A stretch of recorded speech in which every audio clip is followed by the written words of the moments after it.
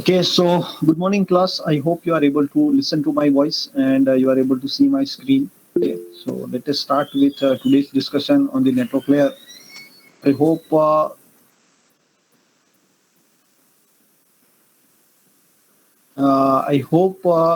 it would be. I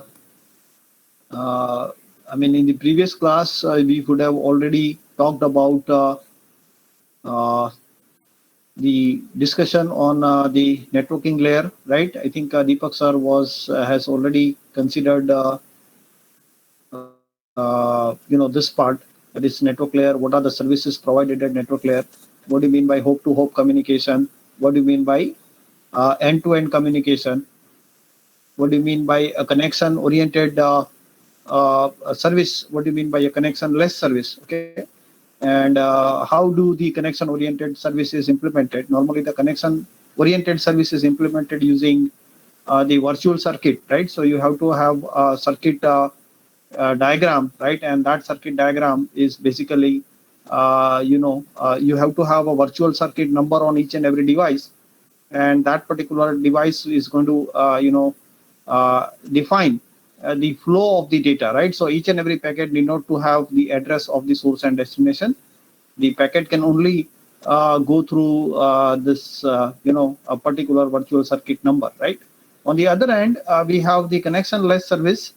In the connectionless service, we have this IP addresses of source and destination, right? So each and every packet is basically having the IP address of source and destination, and then the packet is flowing through different path, right? So every device, every intermediate device will basically determine that what is going to be the best possible path for forwarding this particular packet, right? So a packet could travel through different paths, whereas in this particular case, the packet could only travel through a predefined path which is established by creating the virtual circuits on each and every intermediate device, right? So once you create a virtual circuit at a particular circuit ID, then all the packets are required to follow the same path. Whereas here, once you have, packet contains a source and destination, and based on the destination address, the intermediate devices will decide that how do we forward or when do we forward this particular packet, and based on that, will be having or will be forwarding this particular packet to the next hop, right? So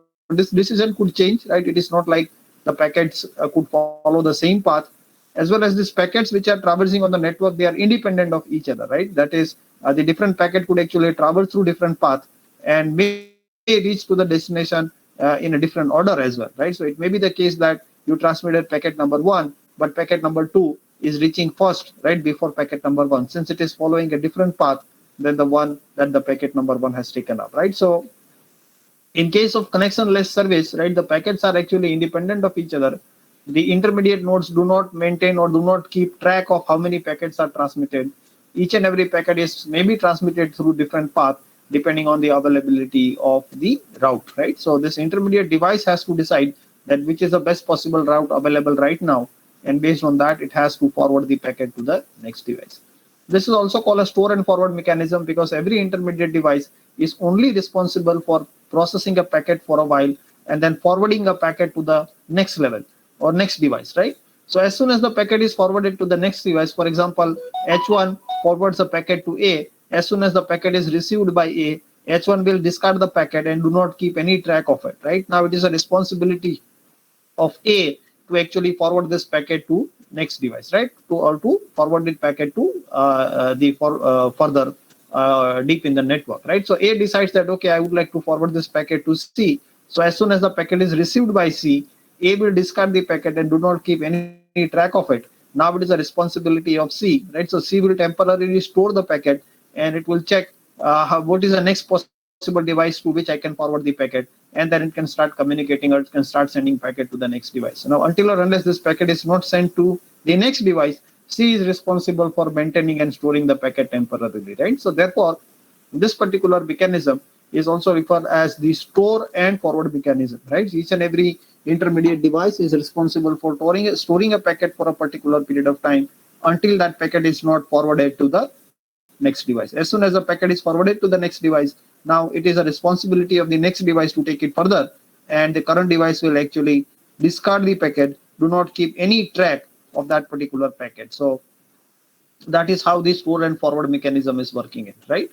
So we have already seen this, datagram protocol and virtual circuit protocol. What are the benefits and drawbacks of these both the approaches, right?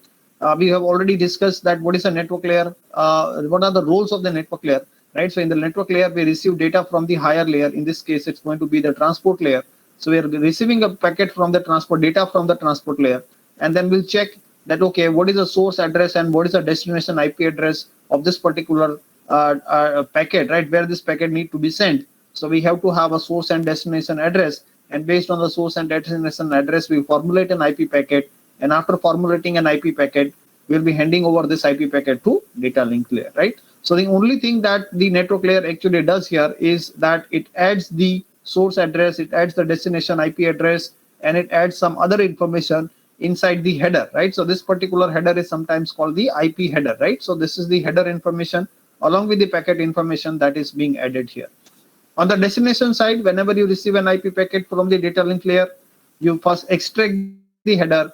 From the header, you extract the source IP address and destination IP address, and you check if the destination IP address is matching with my IP address. Yes, it is matching with the current IP address. Then it will forward this, it will extract the data, and it will forward the data to the higher layer, right? So this is the kind of processing which is done at the source and destination, right? And there is also something called the intermediate devices. So the intermediate device, how the intermediate device actually process the data, right?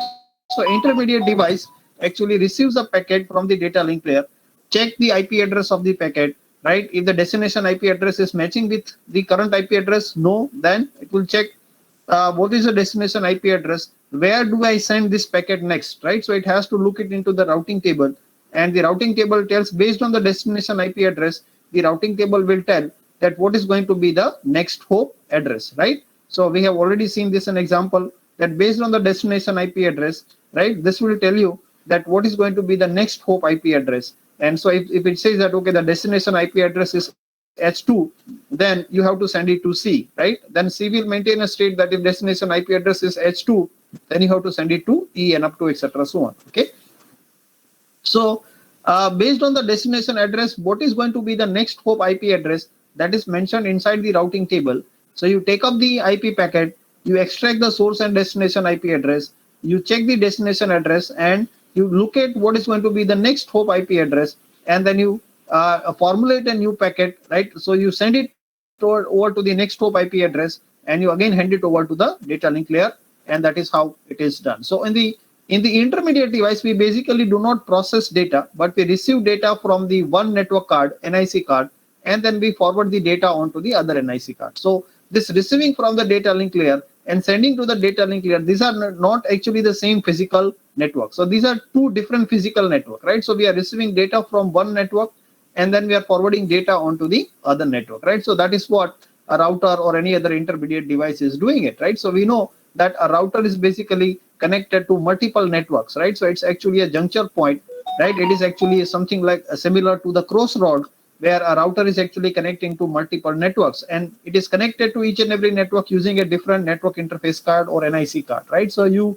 basically see multiple ports available on the router, right? So this is actually two different ports here. This is a receiving port, and this is sometimes also called the incoming port, and this is called the forwarding port, or sometimes called the outgoing port, right? So basically you need to decide that, okay, you receive a packet on an incoming port, you find out the source and destination IP address. Based on the destination IP address, you find out what is going to be the next hop IP address and what is going to be the outgoing interface, right? So, and then you send that data onto that outgoing interface. For example, in this case, when you receive data on this particular interface, say this is interface 1, this is interface 2, and this is interface 3.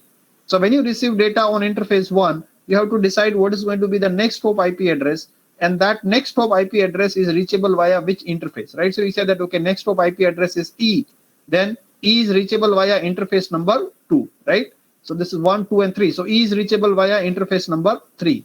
D is reachable via interface number 2 and up to etc. so on, okay? So this intermediate device will find out that, okay, what is the next hop IP address from the routing table, and this next hop IP address is connected on which outgoing interface. So then it will send the data to that particular outgoing interface. So it will hand it over to the data link layer corresponding to that output port, and then I will generate a frame and MAC address and all those, and then it will send it again onto the outgoing interface. So basically you receive data from one port and then you forward the data onto the other port. That is what the responsibility of the intermediate device is. So intermediate device do not process any data, do not extract any data, do not hand over data to the higher layer. In fact, there are no higher layer softwares implemented in the intermediate device, right? So intermediate devices like routers, they will only have software available up to network layer, right? So again, it depends. That is why we called it a layer 4 device. I hope Deepak sir might have discussed this about, what is layer 1 device, what is layer 2 device, layer 3 device, and so on. So we call an intermediate device a layer 4 device. Why? Because the softwares which are implemented inside that device is only up to the network layer. You don't have any transport layer here. So there is no question of receiving the IP packet and then extracting the data and then forwarding the data to the transport layer, because there is no transport layer processing happening here on the router. It is only a layer 4 device that can only work up to a network layer, right? So that is what we mean by a network layer device, right? So it only processes data up to network layer. So switching at the network layer is done using datagram approach, that is, it is connectionless approach, right? And a communication at the network layer is always connectionless. So this is what we already discussed, right? So now let us try to talk in detail about how these network layer protocols are implemented in TCP/IP. So as I already discussed, most of the protocol that we are talking about here, they are concerned with TCP/IP because we are more interested in understanding how TCP/IP is functioning, because TCP/IP is the only functional networking stack implementation that we have. So therefore, we are only concerned with TCP/IP protocol. So what is the TCP/IP protocol stack says? So we already know that in the TCP/IP protocol stack, the protocol that we have at the network layer is called IP protocol, that is called Internet Protocol. And we already discussed that the Internet Protocol is connectionless. We already discussed that the Internet Protocol is store and forward mechanism, that is, it divides data into packets and then it handovers this packet to the intermediate device. All the packets are independent of each other. All the packet contains the source address and the destination address, and all the packets are routed independently from each other towards the destination machine, right? So that is what there is no connection establishment, right? Everything is happening in a connectionless mode. There is no session management, right? The intermediate device which is processing the IP packets do not keep any track of how many IP packets are processed and where it is sent already, right? So it doesn't keep any track or doesn't maintain any session information about the packet being transmitted onto the network. The only thing that they does is that they store the packet temporarily until or unless that packet is not forwarded to the next device. As soon as the packet is forwarded successfully to the next device, they simply discard the packet and do not maintain any trace of it, right? So that is what the IP version 4 packet is. It is connectionless.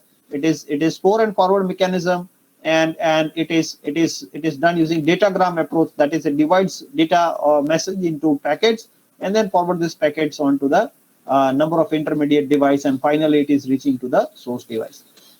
Apart from the IP version 4 packet, IP version protocol, IP protocol, in fact, IP protocol has two versions, IP version 4 and IP version 6.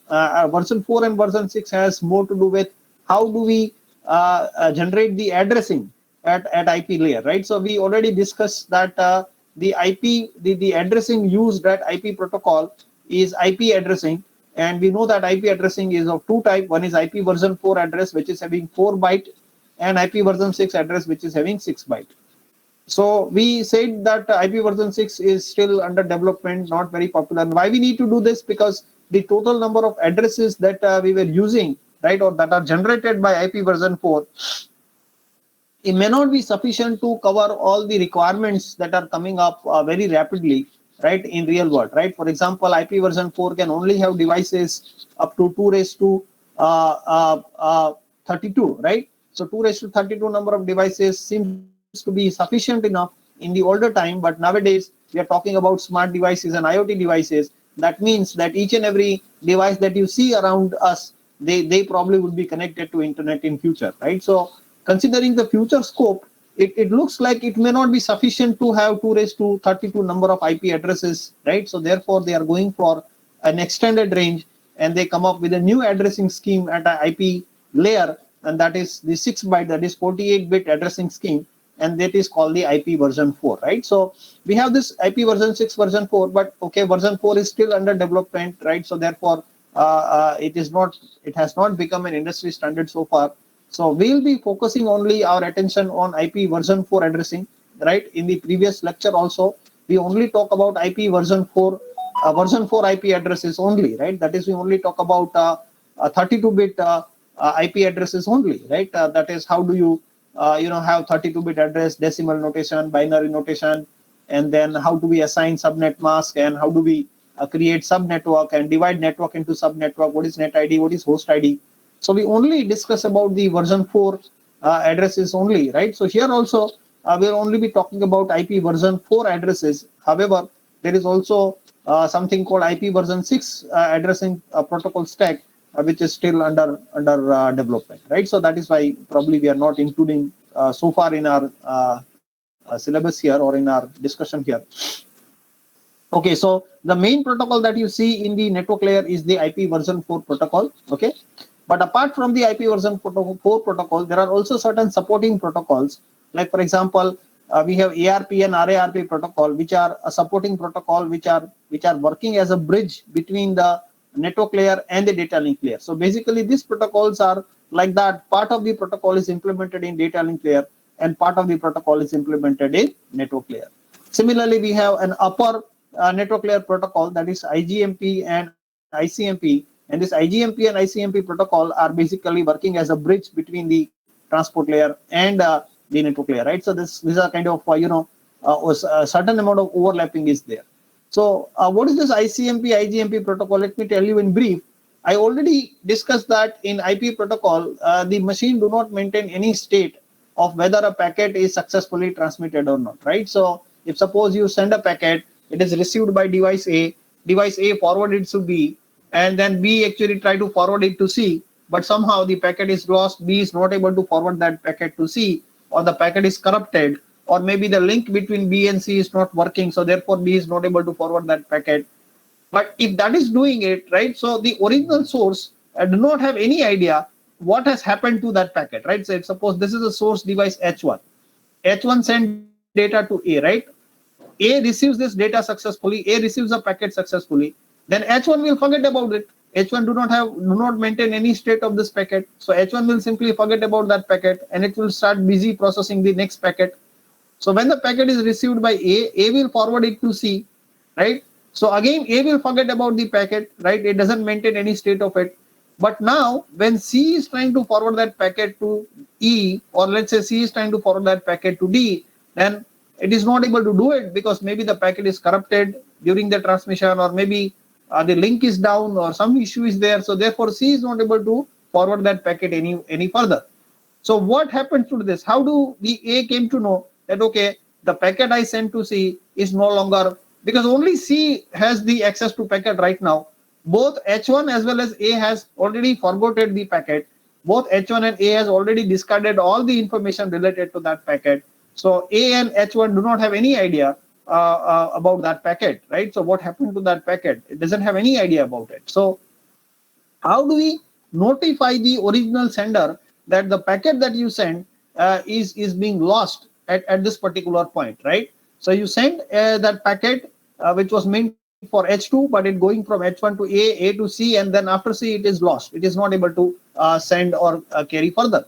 So this kind of information is required to be sent back to the original sender, and that is why the ICMP protocol, that is called Internet Control Messaging Protocol, comes into picture, right? So ICMP and IGMP is basically a control message protocol. So it is only used to send control information, particularly the status of the packet, whether the packet was discarded or it is timed out or something else happened, right? So this is called the ICMP messages, right?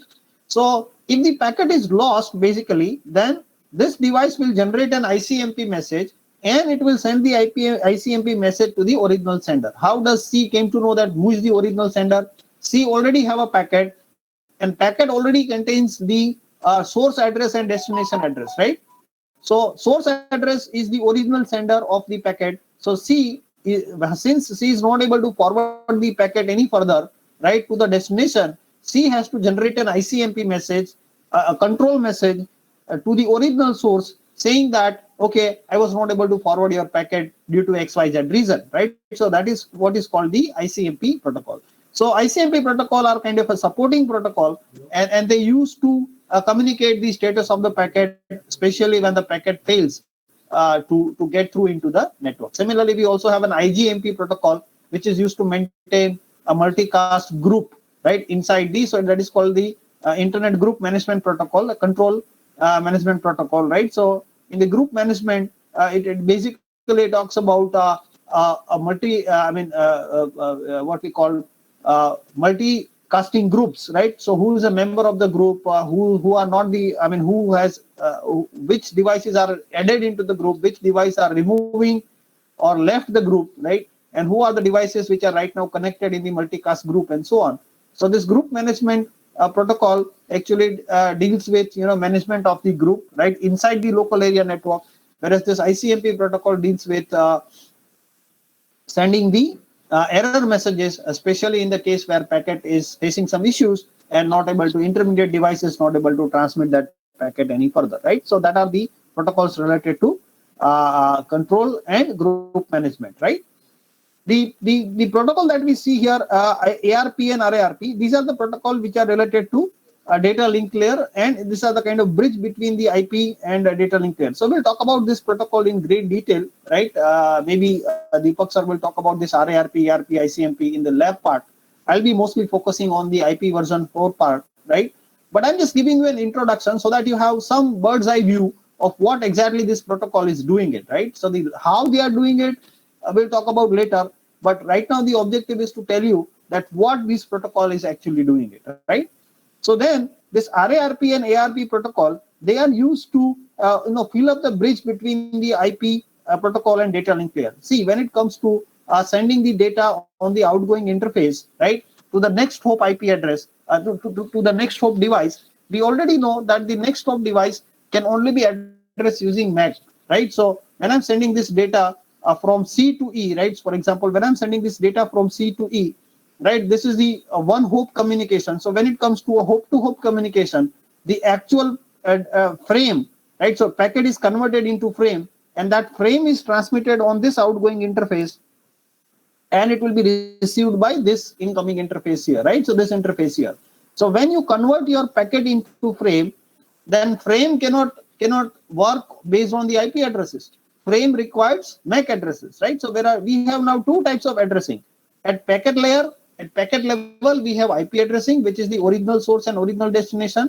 But when we convert that frame into packet into frame, right, and we send it on the outgoing interface, we required the MAC address of the immediate destination, right? The destination IP address is of the actual destination, but the destination MAC address should be of the immediate destination. So what we do is we require that MAC address, right? Without the MAC address, we cannot forward that data onto the outgoing interface, right? Without MAC address, we cannot formulate the frame. Okay. So what we need to do is we need to convert our IP address into MAC address, right? Or we need to get a MAC address corresponding to the IP address, or vice versa. We may need to convert a MAC address into the IP address, or we may need to convert an IP address into the MAC address, right? So this is where the ARP protocol come into play. That is called the address resolution protocol. In the address resolution protocol, what it does, it gets an IP address, and corresponding to the IP address, it will get a corresponding MAC address, right? Because without MAC address, we'll not be able to transmit the frame, right? So in order to transmit the frame, in order to formulate a data link layer frame, we required MAC address, but we don't have MAC address. What we have is the destination IP address. So how do we get the corresponding IP MAC address from the IP address? So this conversion is actually done by the ARP protocol, right? So that is called the address resolution protocol. What is the reverse address resolution protocol? It is doing the reverse thing, right? We are converting IP into MAC, but sometimes we also need to convert MAC into IP address, right? So we have a MAC ID of a device, and we would like to get an IP address for that device. That is called the reverse mapping. So for reverse mapping, we required a protocol called RARP. So ARP and RARP are the protocol which actually allows us to convert MAC into IP address into MAC, allow to get us MAC address corresponding to the IP address, not converting. Actually, you cannot convert directly, but allows us to get MAC address corresponding to the IP address, and allows us to find out the IP address corresponding, the reverse way, that is the IP address corresponding to the MAC address. So that is what the purpose of RARP and ARP is, right? So IGMP and ICMP used for control, for sending the control information. ARP and RARP is used for address conversion from IP to MAC, not address conversion, but address mapping from IP to MAC and MAC to IP, right? So these are the supporting protocols that we have. Now, at the IP layer, right, IP version 4 protocol, the major functionality of the IP protocol is to create a packet, is to associate the header information along with the data. So how does a packet is created? A packet is created by associating the data that you receive from the higher layer along with the header, right? We call it IP header, right? So you have to have an IP header, and then this IP header is combined with the data in order to formulate a IP packet, right? So an IP packet is basically a combination of IP header, right? So this is a combination of IP header and data that you receive from the higher layer. So this data and header together formulates a IP packet, right? So you get a data from the higher layer, and then you add the header information. When you process this packet, you add the header information. So header, IP header along with the data becomes an IP packet, right? So what is this header, right? What information basically we are storing into this header? So let us first of all try to see what is the header information in IP protocol or IP version 4 protocol, right? So in IP version 4 protocol, basically the header looks like this. So what I'm doing is we are dividing into 32-bit chunk. So this is the first 32-bit chunk, then the next 32-bit chunk, and the next 32-bit chunk, and up to etc. so on, right? So length of the header in IP version 4 can be minimum 20 bits and maximum it can be 60 bytes, right? So minimum 20 bytes and maximum it can be 60 bytes, right? So that is what the length of the header is, okay? So a 32-bit means what? We have 1, 2, 3, and 4 bytes which are coming up here. So 4 bytes in the first row, right? 4 bytes plus 4 bytes plus 4 byte, right? So up to this point, you have 4 plus 4, 8, 8 plus 4, 12, and then 12 plus 4, 16, 16 plus 4, 20. So up to this point, you have the compulsory part of header. Compulsory part of header means the required part of header. This is the minimum information that any IP header must have, right? And then after that 20 byte, the remaining 40 bytes, right, are going to be the optional bytes, right? So remaining 40 bytes are going to be the optional bytes here, right? So that optional field is actually, we'll talk about that, what it is, but it may or may not be present, right? It only present if you require certain more information about, you want to collect some more information about IP, then you require those fields, right? But these are the optional fields. So the minimum length of the header is going to be equal to 20 bytes, and the maximum length of the header is going to be equal to 60 bytes. Similarly, the minimum length of the entire IP packet is going to be equal to 20 bytes, assuming that you only have header, you don't have any data, right? Sometimes this will also happen that you have only header, especially in case of ICMP or something, you have header only, you don't have any data. And if you have header plus data, the maximum number of bytes can be 65, 536, right? That is the maximum number of byte that you can have, right? That is actually 2 raised to 16. That is the maximum length of the packet that you can have, right? So this is the size of header and minimum and maximum size of header, and this is the minimum and maximum size of the entire IP packet. Now let us try to look at one by one. What are the different fields that we have in IP header? So the first byte, right, that is the first 8-bit, right, is divided into 4-bit nibble, and this first 4-bit is actually indicating the version number, right? So if it is IP version 4 address, then you will have it as 4. If it is IP version 6 address, then you will have a different information here. So, but in most cases, this is equal to version 4. So this 4-bit actually is equal to 0010. So that is what the version 4 indicates, right? That is the binary equivalent of digit 4.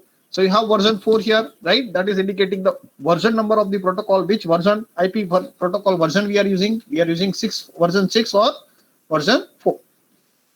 The next 4-bit actually gives you the length of the header itself, right?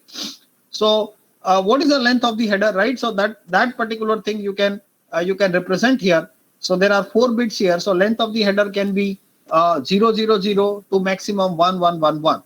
So maximum 1111 means you can have the value from 0 to 15, right? 0 to 15. So what is the length of the header here? So length of the header is 20 bytes se leke 60 byte tak. So maximum header is 60 byte, but the maximum value that we are getting here is only 15. So therefore, how do we represent 60 byte using 15 different numbers only?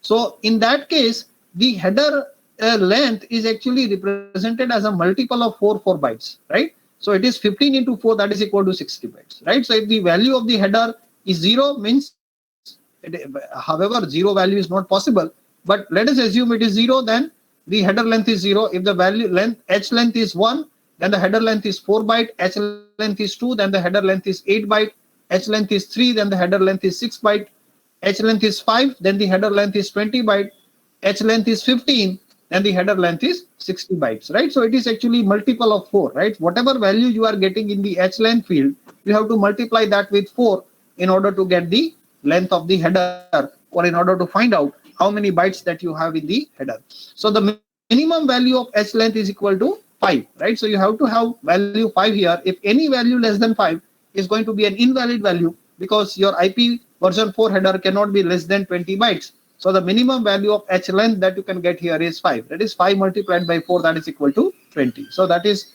what you represent using h length field. Okay. So that is your first byte, right? Where the 4 bits are represented, represents version. The next 4 bits represents the length of the header as a multiple of 4.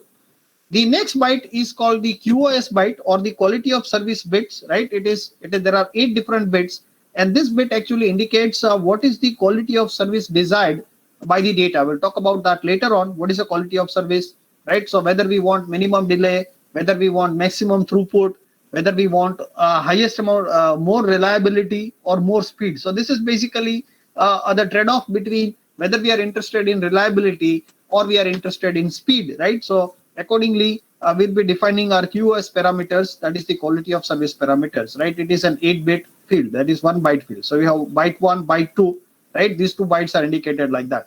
The next 2 bytes, that is 16 bits, are actually indicating the total length of the packet. So it is the total length starting from header till the last data point. It is a total length, right? So total length is indicated by 16-bit, and therefore you can see here that the maximum value is 65536. Why it is the maximum value? Because the total length of the header is only indicated by 16-bit number. So the maximum value of the length can be equal to 2 raised to 16, that is 65536.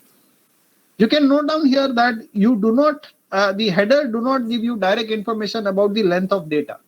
So it gives you the total length and it gives you the header length. So if you want to find out the length of the data, then length of data can be obtained by subtracting the header length from the total length. So you have to find out the total length in terms of bytes minus the length of the header in terms of bytes. So that is how you get the length of the data. But you do not have directly mentioning of the length of the data anywhere in the header part. So you have, what you have is the header length, and then you have the total length starting from the first byte till the last byte. This is the total length of the IP packet that you have as a total length field, right, in the IP header. So so this is the first 4 bytes, right? So byte number 1, 2, and 3 and 4. So these are the first 4 bytes, right? The 5th byte is actually an identification field, right? We'll talk about that later on. What is identification field? Because sometimes it may happen that the packet itself is divided into sub packets. So when a packet is divided into sub packets, this process of dividing packet into sub packet is called fragmentation, right? So why we need to do fragmentation and how fragmentation is done, that we'll try to talk about later on. But the only thing you need to consider here is that it may not be the case that the packet is reaching the destination in a single bundle, right? It may be the case that the packet itself may be divided into sub packets. So when the packet is divided into sub packets, let's say one packet is divided into two sub packets, how do I identify that these two sub packets are actually part of a single packet? So in order to identify all the fragments of a single packet, we have a identification number, right? So if your identification number is same for multiple packets, right, then you came to know that, okay, all these packets are actually part of all these sub packets. These are sub packets and they all are part of the single larger packet, right? So this is how the identification field is used. Again, fragmentation offset tells you the position of the fragment inside the original packet. So I say that, okay, packet number 1 is divided into two fragments, right? 1 and 2, right? So basically what I'm trying to refer is 1.1 and 1.2. 1.1 indicates that it is the first fragment of packet 1. 1.2 indicates that it is a second fragment of packet 1. Similarly, if I get a second packet is divided into three sub packets. We say 2.1, 2.2 and 2.3. Where 2 is the identification of the packet, so it's a second packet, and 2.1, 1 is the identification of the fragment offset, which tells you that this is the first fragment of packet number 2. 2.2 tells you that this is a second fragment of the packet number 2, and 2.3 tells you that this is a third fragment of packet number 2. So this is how the identification number and fragmentation offset is used to indicate that a given packet is divided into sub packets, right? And ultimately these sub packets need to be combined together in order to form the original packet, because until or unless you don't form the original packet, the destination device will not be able to process that packet, right? The destination device will only be able to process the packet if it is in the original form, the form in which it was generated by the source, right? So therefore, this identification field and fragmentation offset is used to identify the fragments of the original packet. However, again, I'm saying that it may not be the case for all the packets. Not all the packets are divided into fragment. Only some packets are divided into fragment. We'll see which packets are divided and how they are divided, in which condition we need to divide a packet into sub-packet. But most of the cases, the packet is traveling as a single unit, right? It is not divided into fragments. But there are certain situations where we cannot send the packet entirely. So therefore, we have to divide packet into fragments. So that is why we use this identification field to identify the original packet and fragmentation offset to identify the fragment number or the fragment inside of that particular original packet, right? So that is what it is. The next field, so this is 16-bit, that is 2 byte. And then this is also 2 byte, out of which the 13 bit are used for fragment and 3 bits are used to indicate the flag that whether the packet is fragmented or not. So you have these kind of flags being set up here, right? So this is how we use the 16 bits here, right? So these are the next 4 bytes. So we have 4 bytes plus 4 bytes here. So total 8 bytes are done. The 9th byte is called the time to leave field, or sometimes called the TTL field, right? We'll talk about that later on. What is TTL field? And then we have the protocol identifier field, where the protocol identifier identifies that which higher layer protocol this packet is carrying up, right? And then we have 2 byte header checksum. So this checksum mechanism is used to identify whether the packet contains any error or not, right? So just like for frames, we are using CRC, cyclic redundancy check, to find out whether the frame contains any error or not, bit level error or not. Similarly, at the packet level, right, at an IP level, the mechanism, the checking mechanism used is called the checksum, header checksum, right? So this is basically the checksum generated on the header only, right? It doesn't check about data, right? So it only verifies the header, whether the header information is correct or not, right? So therefore, it is called the header checksum, and header checksum information is consists of 2 byte, right? So that is how you have 4 plus 4, 8 plus 12 byte of information, right? And the remaining 4 bytes are source IP address, and the next 4 bytes are destination IP address. Because since we are using a version 4 address, so we know that the version 4 address consists of 4 bytes. So 4 byte source IP address and 4 byte destination IP address. So 12 plus 4, that is 16. 16 plus 4, that is 20. So this formulates your 20 byte compulsory or mandatory IP header, right? Apart from that, you also have some optional field. We'll talk about that optional field later on. but these are the compulsory part of your header field. So let us now try to look at into this particular header fields one by one. So I already talked about what is version. I already talked about what is header length, and then we have this QoS parameter or the service parameter. So service parameter, actually it is an 8-bit field, but out of 8 bit, only 4 bits are used. That is D, T, R, and C. These are the only 4 bits which are used, right? So this is a precedence bits, right? And this particular bit is actually not used in practice, right? So what are these 4 bits? So these 4 bits actually indicate 4 different types of services, right? So the first D bit indicates it's a minimum delay requirement. The T bit indicates that it is a maximum throughput requirement. The R bit indicates that it's a maximum reliability requirement, and the C bit indicates that it is a minimum cost requirement, right? So the precedence subfield was a part of the version 4, but it is never used. So therefore, I mean, they were allocated these 3 bits as a precedence bit, but in practice they never used it. They never implemented anything which is actually making use of this 3 bits. So in fact, these are unknown or unused bits, right? Similarly, the last bit also is not used, right? So you simply have to, so we are basically using only 4 bit out of the total 8 bits that we have in the QoS parameter, right? And these bits are, so this is the kind of service we have. 0000, that's a normal or the default service.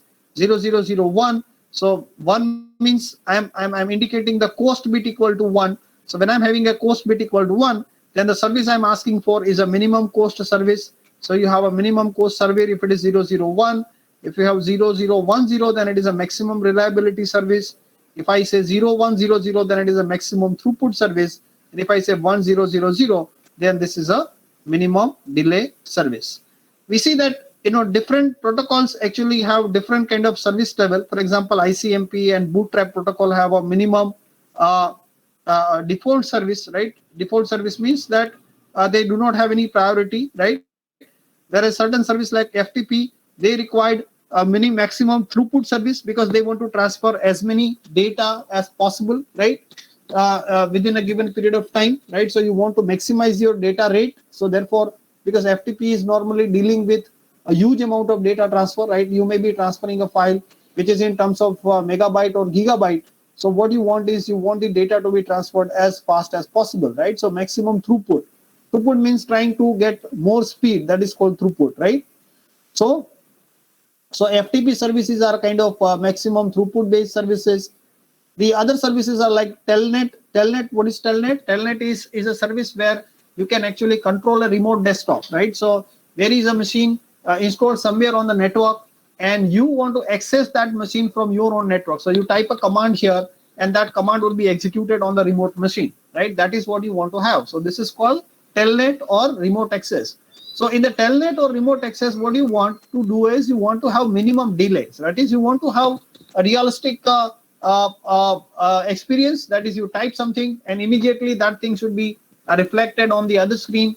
So the delay in transmitting data from the one end to another end is something which you are concerned with, right? So similarly, if suppose you talk about the streaming services, video streaming or audio streaming services, again, I would like to have the minimum delay service, right? Because delay cannot be tolerated, right? However, if certain data is missing in between or certain bytes are going here and there, then it is not a problem, right? Because when we are transmitting an image, we know that an image is nothing, I mean, the video is nothing but collection of image, and every image is nothing but collection of pixels. So even though certain pixels are going here and there, still we are able to see the picture without loss of information, right? So we are not really concerned about reliability. If certain bytes are going here and there, certain bytes are corrupted, that is fine. But what we do not want to have is we do not want to delay the communication any further, right? So the frames must be delivered at a constant rate. So that is what we mean by the minimum delay requirement. On the other hand, if I talk about the SMS services, I mean talk about the email services. So email services are normally implemented by SNMP, right? So SNMP services, right, or SMTP, Send Mail Transfer Protocol services, what we want is that we want maximum reliability. We do not want any single bit to go here and there, right? We want all the bits which are, all the bytes which are transmitted should be reaching on the other end without any error, right? So that is the maximum reliability that we are looking into it. So depending on various types of service, you either would like to focus on the reliability, or you would like to focus on the delay, or you would like to focus on the overall cost, right? The cost means that what I would say, how many intermediate node it is going through, right? So this is one way of estimating cost. There are other ways of estimating cost as well, but we said that if there are more number of intermediate devices, there are more number of hops, then it requires more cost, right? If there are less number of hops, then it requires lesser cost, right? So that is what it is. So depending on that, how you would like to emphasize, whether you want to emphasize on throughput, you want to emphasize on delay, or you would like to emphasize on reliability, depending on that, you have to set your this QoS parameters, right, or TOS bits, right? And depending on that, the packet will be treated differently on each and every intermediate device, right? So we'll talk about QoS parameters in the next class, right, or maybe the next topic. But right now, you just remember that this is how we define the quality of service in terms of whether we are emphasizing on reliability, or we are emphasizing on delay, or we are emphasizing on throughput. Okay. So the total length field defines the total length of the datagram. I already discussed about this total length field, right? So that is the total length, right? The total length is actually the length of the packet, right, end to end. So if you want to find out the length of the data, then length of the data can be obtained by subtracting the total length minus the header length. So that is how you will be able to get, that is how you will be able to get the length of the data, right? So how do we determine this? So because ultimately this IP packet again has to be combined, or has to be added into the Ethernet frame, right? So the length of the IP header should not be in such a way that it is not able to accommodate inside this particular IP MAC address frame, right? Because ultimately the packet has to be put inside the IP frame, and we know that in IP frame the number of bytes can be 500 bytes, right? That is the maximum length of the Ethernet frame. So we have to also make sure that the packet should be, the length of the packet should be such that it is possible to accommodate that packet inside the Ethernet frame, right? So that is what is also another concern here. So if the packet obviously is not filling up the entire gap, then you need to add padding information into it. We have already seen this, how to add padding while forming the Ethernet frames, right? So that is how the packet length is determined, right? The next was the protocol field, right? So protocol field actually identifies which higher layer protocol is required, right? So this protocol field, actually this protocol field here identifies that which higher layer protocol is carried here. So there are multiple protocols here. So the data which is added in the IP header, it could come from TCP, data could come from UDP. So these are the protocols that are at the transport layer. However, the IP packet could also carry data from ICNG, ICMP, IGMP, as well as the OSPF. OSPF is a kind of a routing protocol. We'll talk about that later on. But it can also carry the data from ICMP and IGMP. So currently the data inside the IP packet, it is from TCP or from UDP or from some other protocol or ICMP or IGMP. This is identified by the protocol field. So protocol field actually identifies that which higher layer protocol data is contained inside the packet, whether the data contained is of TCP or the data contained is of UDP or something, right? So therefore the higher layer, now when the IP layer is forwarding data to the higher layer, it knows that where this data or how this data is to be handled, right, at the higher layer. So therefore we require this protocol identifier field here, right? Now the next field is the time to leave field, right? So what is a time to leave field actually? So these are the value here. If you have the protocol value equal to 1, then it is ICMP. If you have protocol value field equal to 2, then it is IGMP. Protocol value field 6 is equal to TCP. Protocol value field 17, that is equal to UDP. So mostly we'll be talking about TCP, UDP, ICMP and IGMP. But apart from that, there can be some other protocols also, right? So that is the thing. So the next was a time to leave field. So what is a time to leave field? See, in the time to leave field, if suppose a packet is forwarded by the source, right, and then it is going to the intermediate device, and then the intermediate device will in turn forward that packet to the next layer, right? But sometimes it may happen that due to some misconfiguration in routing information, this packet will keep on looping inside the network, right? What could happen? For example, here, I say that, okay, H1 send a packet to A, right? And the packet was destined for H2. So H1 will hand it over to A. A will check that, okay, I want to send packet to H2. The next device is C, so it will send the packet to C. C will check that, okay, I want to send package to S2. The next device is D, so C will send this packet to D. Now D is misconfigured, right? And the information, the routing information is wrong here. So D will say that, okay, I want to send packet to H2, therefore the next device is B. So instead of sending it to E, this is misconfigured to B, right? So D will send this data to B. B will in turn forward data to A. Now A will again check that, okay, this is for H2, so let me send it to C. C said that, okay, it is for H2, so let me send it to D. D checks it that, okay, this is for H2, so let me send it to B, and up to etc. so on. So this is called a networking loop, right? So the packet will keep on revolving inside the subnetwork or inside the network, right, between the intermediate devices, and will never actually make progress towards the destination, right? So this could happen due to the misconfiguration on some of the routers, right? So in such a scenario where the packet was forming a loop, right, or it is not able to reach to the destination, it keeps on iterating inside the network forever. So in order to avoid such situation, we say that, okay, the packet cannot be on the network forever, right? So packet, when the packet is transmitted, that packet always comes up with a predefined lifetime. And this predefined lifetime is in terms of the number of hops that the packet can travel. For example, I say that, okay, when I send the packet, I say that this packet can travel only up to 15 hop. So this is the first hop. H1 is sending packet to H. This is the first hop. So now from 15, the remaining hops are 14. So now when A sends a packet to C, the remaining hop becomes 12. C sends a packet to D, the remaining number of hops becomes 11, and then 10, then 9, 8, 7, 6, 5, 4, 3.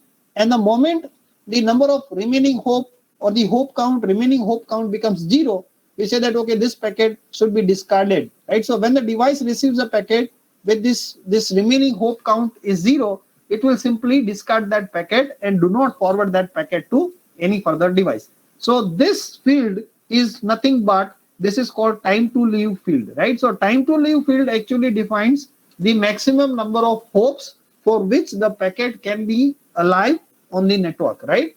So usually the value of time to leave field is 15.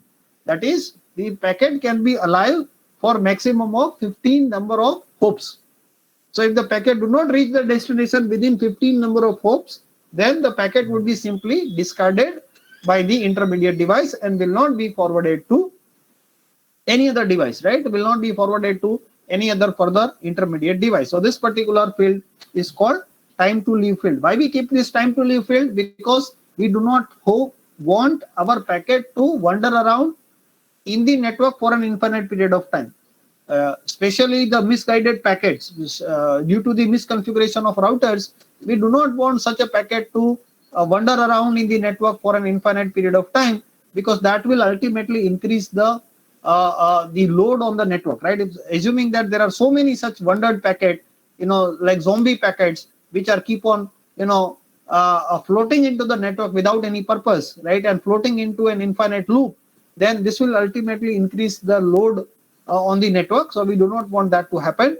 Therefore, we are keeping this limit that up to what period of or what number of hops the packet could travel. After that, the packet will be automatically discarded by the intermediate device. So this is called the time to leave field. Okay. So I hope I discuss most of the fields here: version, header length, quality of service, total length, then identification, right? The packet identification in case of fragmentation, the fragment identification, and then time to leave field, the protocol field, the header checksum, that is but natural, and then we have the source IP address, and then we have the destination IP address, right? So this is about the IP version 4 header. We will talk about the optional field. Yes, I told you that there are certain optional fields. So we'll be talking about these optional fields, right? That we'll be taking up in the next class, right? But anyway, if you have any doubt related to the IP version or IP header fields which are discussed right now, then you can raise your doubt, or else you are free to leave the meeting for now, because I think it is already 12:45, so that is fine. But if you have any doubt related to it, you can obviously raise your doubt related to IP version 4 header.